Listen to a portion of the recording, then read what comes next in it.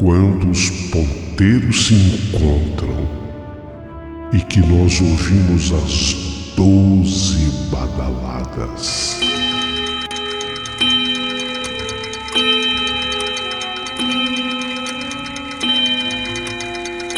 A hora que se anuncia é meia-noite. Uma hora em que tudo pode acontecer, inclusive nada. Mas hoje, muitos acontecimentos. Vamos à história de hoje.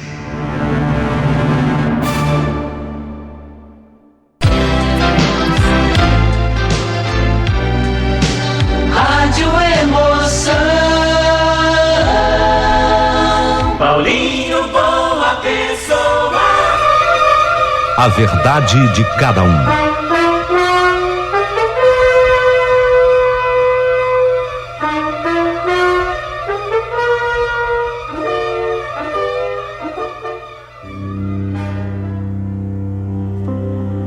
Meu querido amigo Paulinho Boa Pessoa, meu nome é Amanda. E hoje eu quero contar essa história da meia-noite para você. Com toda a riqueza de detalhes para que vocês possam entender. Eu era muito apegado ao tio Tunico. Ele era jovem, talvez por isso. Então eu tinha a idade de 15 anos e o tio Tunico se manifestava para mim como o meu melhor amigo. Só que ele tinha 10 anos mais do que eu só. Eu tinha 15 e ele tinha 25. A diferença do tio Tunico como tio, para mim, sobrinha, era de 10 anos. E sempre houve apego, coesão nas palavras dele para comigo, os conselhos sábios. Ele era um protetor meu, sabe? E entre todos da família, o nome dele era tio Antônio Carlos. Mas carinhosamente ele era chamado de Tunico. Era o apelido carinhoso que a família deu a ele. Então o tio Tunico era para mim tudo em quem eu podia confiar. Ele é irmão da minha mãe. Irmão da mamãe. Aliás, é o caçula. O irmão da minha mãe caçula. E houve aquela afinidade entre mim e ele. Era legal a nossa união. Ele tinha uma moto. Era a paixão do tio Tunico. Ele trabalhava numa autopeças voltada para motocicletas, porque a paixão dele era moto. A família inteira era contra que ele tivesse uma moto. Mas ele dizia para mim, e eu dava todo o apoio pro tio Tunico: tem perigo, Amanda? Desde que a pessoa pilote uma moto com cuidado, tem perigo. É tranquilo, moto. A moto é um grande veículo, desde que dirigido com responsabilidade, você entendeu? Eu sou considerado jovem, e ele era mesmo, 25 anos. Tinha 15 nessa época. Eu sou considerado jovem, mas você não me vê fazendo estriburias com a moto por aí. Eu não faço. Eu não ando em alta velocidade. Eu sou contido, eu sou controlado. E tudo na vida, você tem que ser assim, sabe, minha sobrinha amada? Eu sou Amanda e ele me chamava de sobrinha amada. Vez ou outra, ele comprou um capacete pra mim. Ele comprou um capacete cor-de-rosa. Era carinho do meu tio pra comigo. Aí eu passava pela loja onde ele trabalhava. Ele já pegava lá o capacete que ficava na loja, não na minha casa. E por que não ficava na minha casa? Porque minha mãe era contra. A minha mãe era contra que eu andasse de moto com o tio Tunico. Então ele pegava lá o capacete, eu o colocava e ele dava uma volta assim comigo por uma avenida gostosa que tem na nossa cidade. Era uma volta onde ele tinha o máximo do cuidado. Realmente, ele era um exímio piloto de moto. Ele ia com cuidado e talvez mais cuidado ainda porque eu estava na garupa da moto. Eu curtia muito. E a moto dele era bonita. Chamava atenção. Isso tudo demonstra o carinho, o amor e a amizade que eu tinha com o meu tio Tunico. Nós éramos extremamente vidrados um no outro, ligados um no outro. Eu gostava demais daquela amizade com ele, sabe? E outra coisa que ele fazia, ele me orientava com relação aos namoradinhos que começaram a aparecer. Você sabe, né? Dos 15 pra frente, toda menina que enjoa da boneca, sinal de que o amor já chegou no coração. Ela só pensa em namorar. Era assim, lógico, não é comigo só. Com todas as mocinhas. E ele me orientava, falou, ó, esse carinha aí que eu vi com você, batendo papo, ó, olho vivo, tá? Não tem boa fama, não. Ele trabalhava na loja de autopeças de moto. Nossa cidade não é pequenininha, é uma cidade para 200 mil habitantes. Cidade média, vai? Não é grande, 200 mil habitantes, é uma boa cidade. Então ele escutava qualquer comentário a respeito daquele menino, ele me passava, ó, cuidado. Então ele era o meu orientador. E tanto me orientava, e eu gostava daquele contato com meu tio Tunico. Ele, na verdade, ele era um pai. Ele não fazia papel do irmão, ele às vezes fazia papel do pai, mas um pai jovem, 10 anos mais velho que eu. Era gostoso demais ter o tio Tunico, a amizade dele, sabe, o carinho dele, a atenção dele. Ah, esse carinha, esse aí que eu vi com você na porta do colégio, sim, família, ó, o cara é família, é trabalhador, legal, esse é bacana. Então, sabe, aquele cara que orienta você nesse sentido, e às vezes uma mocinha precisa tanto dessa visão masculina, né? Porque a gente é ingênua. A gente não sabe dessas coisas. A gente está se preparando, começando a vida, e a gente não sabe. Talvez por isso. Aliás, sim, por isso e por muito mais. Pela ligação familiar, pela ligação tão próxima, tão estreita, e pela ligação espiritual entre mim e o tio Tunico, eu fui aquela que mais se abalou da família quando o acidente aconteceu. Doeu em mim, muito. Doeu em todos. Todos. Ele só tinha 27 anos. Quando, apesar de todos os cuidados que ele tomava com a sua moto, ele certa vez foi frear a moto, já por volta de 1h30 da manhã, ele foi frear a moto num farol que estava vermelho. E ele freou, apesar de ele ter visto pelo retrovisor, obviamente que viu, que atrás vinha uma picape. E a picape vinha até que correndo. Então ele teve que frear, porque na frente, além do farol estar vermelho para ele, na frente ia passar um outro carro muito veloz. Para quem o carro, esse farol estava verde para esse carro. Então ele viu o carro veloz e falou, pô, eu sou obrigado a frear. Ele freou. E a picape veloz que vinha atrás, devido ao chão escorregadio de uma noite garoenta, não conseguiu frear. E houve uma batida, uma colisão da picape contra a traseira da moto do tio Tunico. Ele foi atirado a metros e metros de distância. A moto bateu numa árvore, se suspeita até que ele também tenha batido noutra árvore. Ele teve morte instantânea. Foi terrível, foi trágico demais, foi muito dolorido para todos da família, mas especialmente eu, Amanda, senti mais, porque ele era isso tudo para mim. Meu orientador.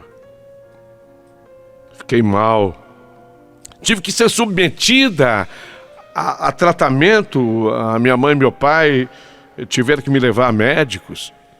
Eu tinha 17 anos quando ele faleceu. Eu sentia demais a falta dele. E eu comecei, assim que me recuperei, depois de tantas e tantas consultas em médicos, eu comecei a clamar a falta do tio Tunico. As pessoas me corrigiam, mamãe, meu pai, filha, você não pode fazer isso. Mas eu fazia. Tipo, tio Tunico, que falta que você me faz, tio Tunico? Que falta. Como eu gostaria de conversar com você. Era tanto assunto, ele me orientava em tanta coisa na vida. E justamente nesse momento, logo após a morte dele, aos 18 anos, um ano depois que ele havia falecido, eu me apaixonei por um rapaz. Esse rapaz, inclusive, ele era mecânico também de motos. Então, com certeza absoluta, ele teria conhecimento total desse rapaz para me passar. Eu estava com muitas dúvidas com respeito. Embora eu gostasse demais daquele rapaz, sabe? Eu amasse demais aquele rapaz, o mecânico de motos. Que eu vou chamar aqui de Rodrigo, não é o nome. Mas eu vou chamar de Rodrigo. Eu estava apaixonada pelo Rodrigo. Então eu sentia tanta falta do meu tio, que eu comecei a cobrar dele. Tio, se o senhor estivesse aqui para me orientar sobre quem é o Rodrigo, eu tô me apaixonando por ele e eu tô sonhando com coisas assim com ele, sabe? Eu penso em me casar com ele, eu penso em formar uma família com ele. Ah, tio Tunico, que falta que o senhor faz. Se você estivesse aqui para me passar a ficha do Rodrigo, para eu entender. Tio Tunico, será que é possível? Do outro lado do mistério onde o senhor está, será que é possível um contato nosso?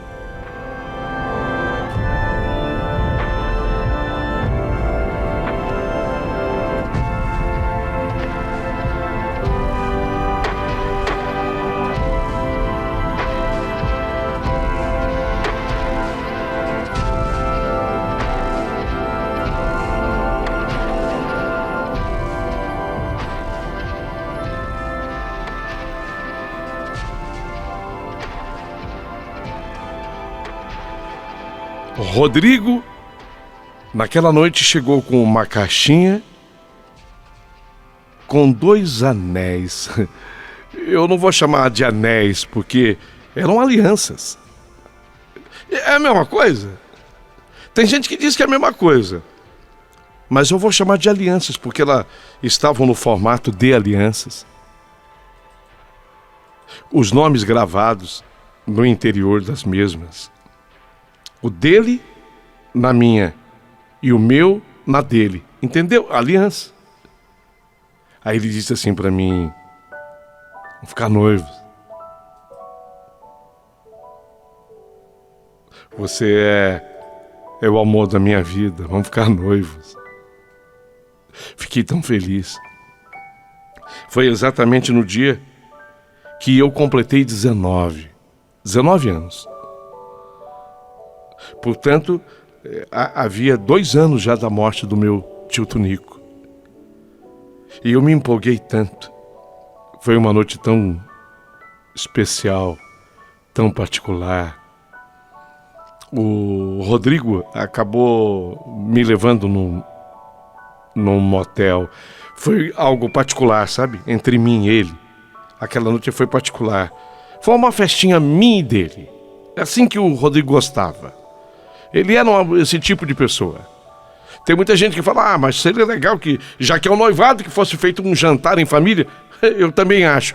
Mas era a característica dele, Rodrigo. Voltei para casa tão feliz. Aliança no dedo. Ele, Rodrigo, foi embora com aliança no dedo. Depois de uma noite no motel. Quando eu entrei em casa, nossa, já era tarde. Já passava de meia-noite quando eu entrei em casa. As pessoas de casa todas dormindo. Eu entrei, a casa em silêncio. Entrei no meu quarto, me sentei na minha cama, fiz a minha oração. Eu deixava sempre uma Bíblia aberta assim. A Bíblia sempre me acompanhou aberta na cabeceira da minha cama. Eu coloquei minha mão sobre a Bíblia, fiz uma oração. Terminada a oração, eu estava feliz. Ainda dei uma olhada na aliança no meu dedo. E aí, apaguei a luz do meu quarto, me preparei para dormir, deitei.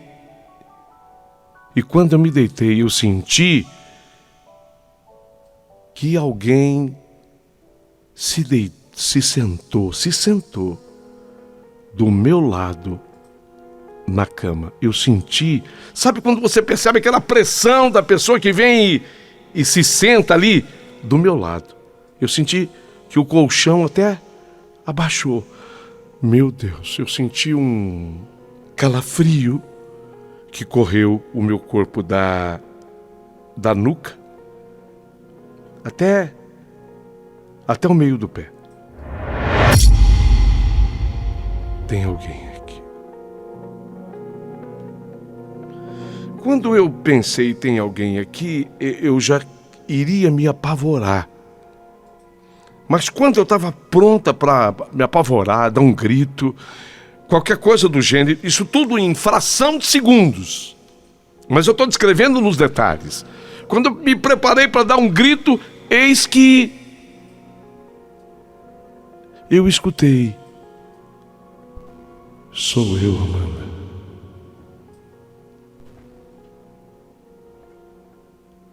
Eu nem acreditei no que eu ouvi. Sou eu, Amanda. Tio Tonico? Sim.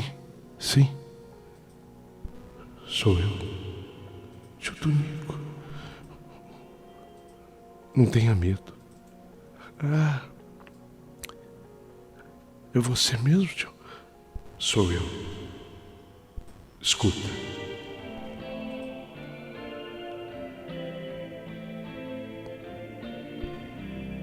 Você vai ter um bebê,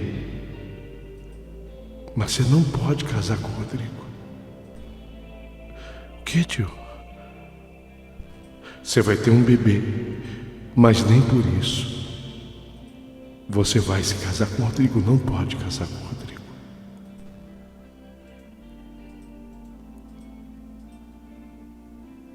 Ele era o meu orientador em vida. Será que era mesmo o tio Tonico ali? Tio Tonico. Eu senti quando o colchão voltou ao normal. Aí eu bati a mão no interruptor, porque o quarto estava todo escuro e apagado. Eu bati a mão no interruptor, a luz se acendeu e não havia mais ninguém no meu quarto.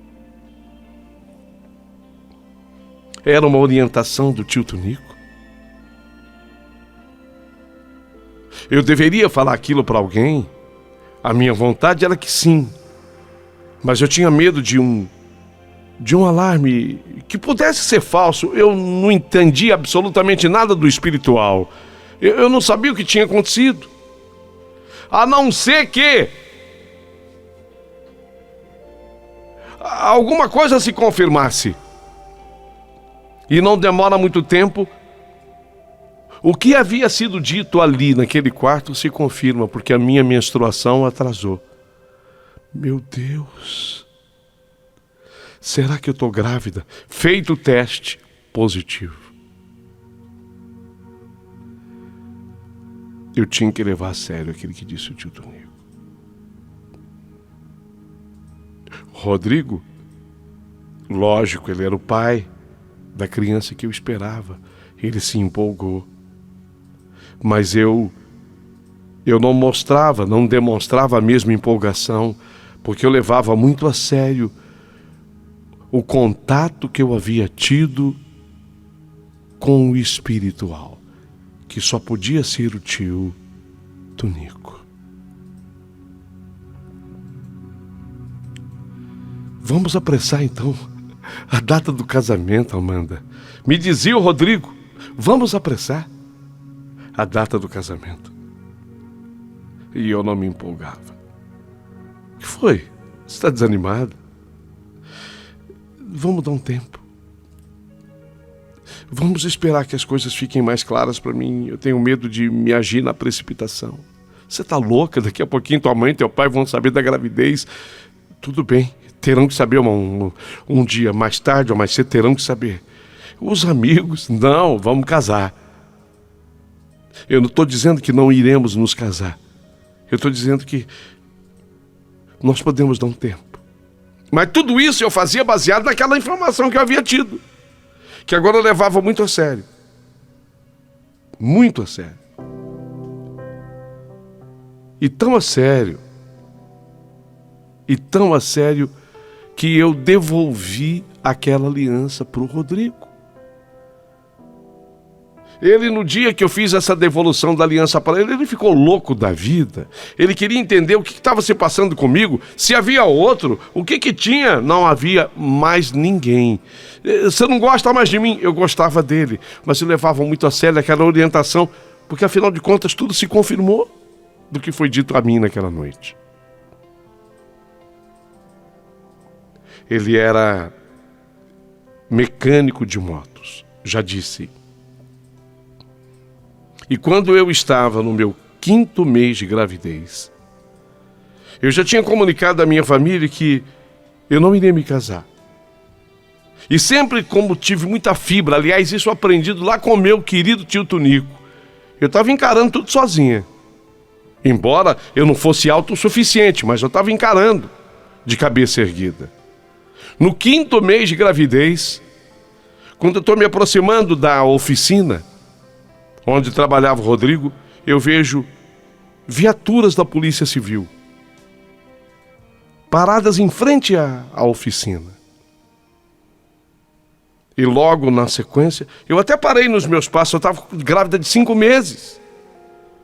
Eu até parei nos meus passos e na sequência eu vi quando o Rodrigo, ele colocou uma blusa dessas de frio na cabeça. Eu não sei se foi ele que colocou, alguém que colocou por ele, para não mostrar a cara. Mas eu o reconheceria pela altura, pelo jeito, eu o reconheceria em qualquer lugar do mundo, quando ele saiu algemado de dentro da oficina. E foi colocado naquela parte traseira da viatura, era a Polícia Civil.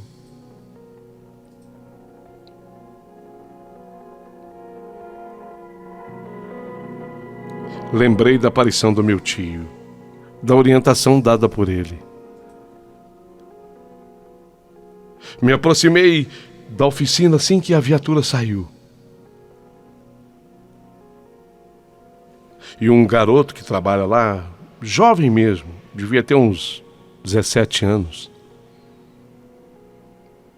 Jean é o nome dele. Ele veio se encontrar comigo como todo garoto reagiria. Você viu? O quê, Jean? Polícia prendeu o Rodrigo. Por quê? Ele foi acusado de estar desmanchando na oficina a moto roubada. Deu uma maior encrenca. A polícia levou algemado. Eu já sabia. Mas não é que eu já sabia daquele dia, não. Eu já sabia do dia que nós tínhamos voltado lá daquele motel. Eu tinha entendido o recado dado pelo meu tio. Eu já tinha, inclusive, comentado os fatos com gente da minha família, que depois de tudo acontecido, todos ficaram impressionados. Me mudei da cidade, acabei indo para a capital do meu estado. Enfrentei a vida como uma criança, mas venci. Encontrei uma pessoa digna, maravilhosa, honesta, que me assumiu. Hoje, eu vivo em Belo Horizonte, a capital mineira.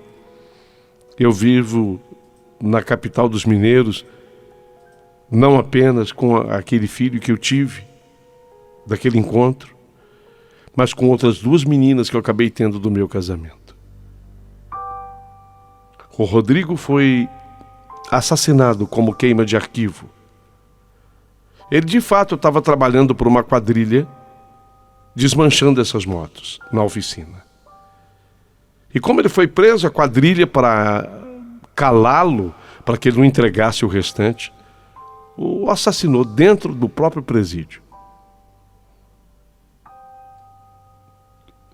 Mas o mais impressionante disso é que eu fui comunicada pelo Espírito, pela alma do meu amado tio Rodrigo. E concluo com isso que quando uma pessoa nos ama aqui, nesse mundo e nessa vida, ela nos protegerá sempre. Esteja ela aonde estiver.